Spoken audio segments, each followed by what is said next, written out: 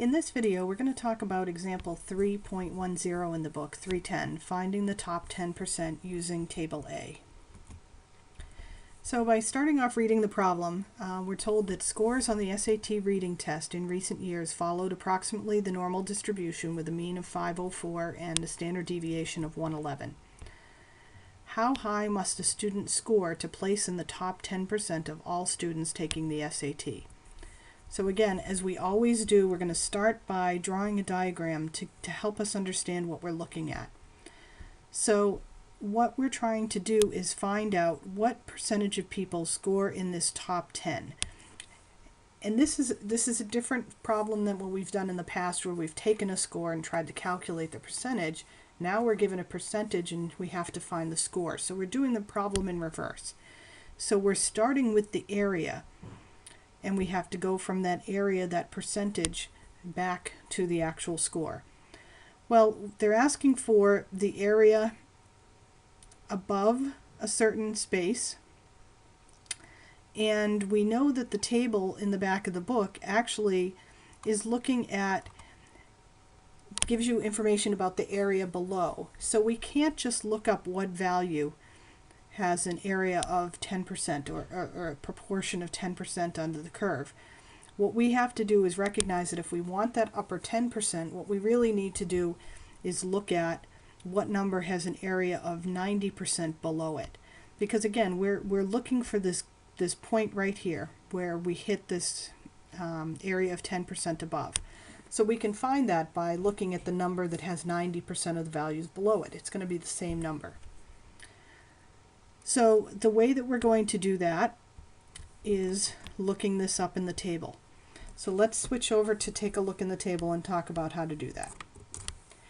So this time, instead of looking up our z value to find out what proportion falls under that value, we're looking for the percentage and then going back to read the z value.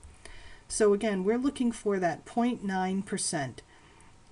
or as close to it as possible to give us the number we're looking for. So we're looking within the data values itself.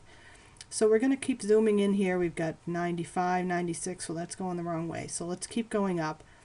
So here I've got a number that's a little bit over 9.9. I've got 0.9015, and I've got another value here, 0.8997. So between those two values, I want to look for the one that's closest to the 0.9. If for some reason the value we were looking for fell exactly between the two, we'll talk about that in the future, what you would do. But for now, you're looking for the one that's closer. So really, this 0.8997 is the value that's going to be closest to the 0.9 in this table. So now we have to read the z-score from that. So again, we start here in the tenths, so 1.2, and then we go up to the top here, 8.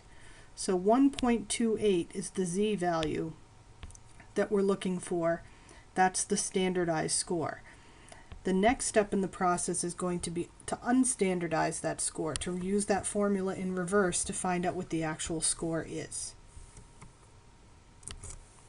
So now that we know that our score is 1.28, the z-score, we're going to have to calculate what SAT score would have standardized to that value.